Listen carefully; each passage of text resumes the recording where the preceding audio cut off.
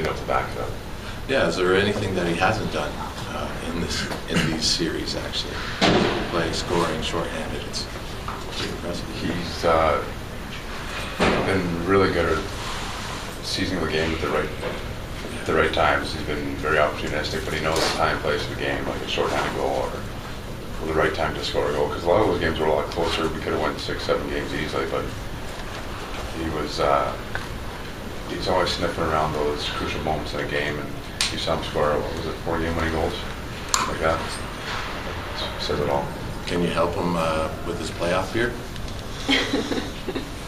I don't, I'm going to leave him alone right now. I'll talk to him after we're done because I don't want to mess anything up. I think it's working for him now.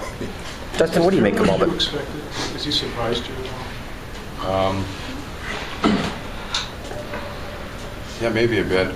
You hear a lot of quote-unquote horror stories, when you get new coaches in, even if you've had him before, haven't heard him, or haven't had him before. We heard he was really intense, but the one thing we kept hearing that he was fair. And he definitely is. He'll get on you, but he has good reason. And he'll get the best out of you. How honest did you find him?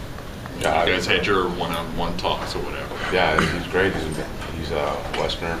There's always said, "You want to get that?"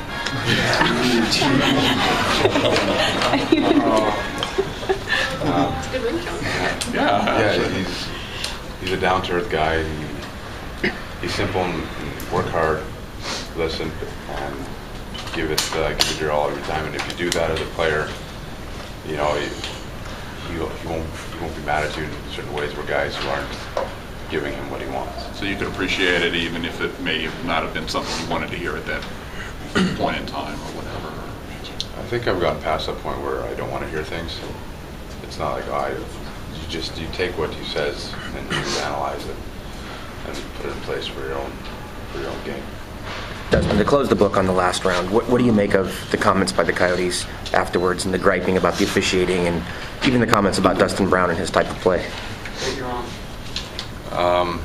I would chalk it up to being, emotional. It was one after I scored that goal. I said, yeah, it's got to sting because they were pretty fired up about that hit that Brownie laid on Roosevelt.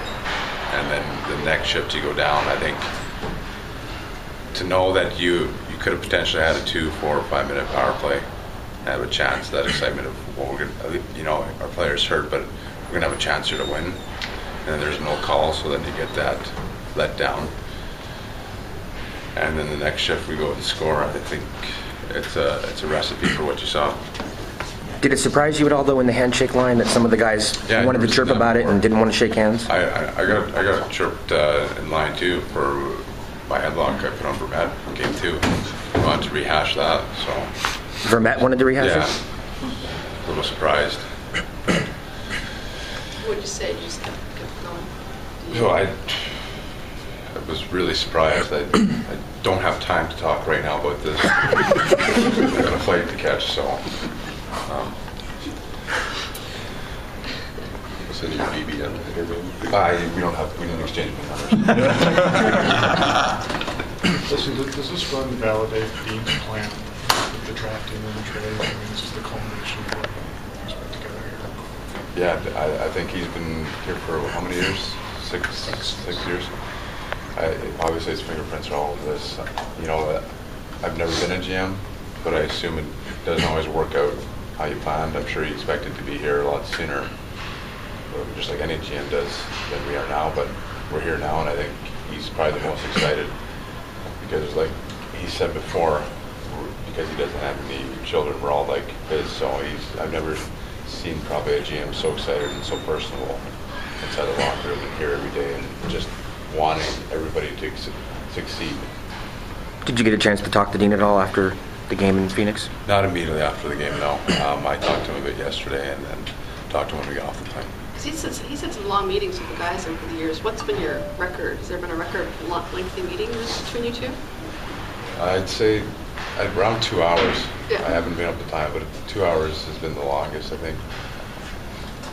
He does a good job of keeping his emotions contained outside that locker room. He doesn't show it. He is definitely an emotional guy. I think that's, all leaders are emotional guys, like the league of leaders are emotional guys, but it's controlled emotion. And the Dean you guys see is different than the Dean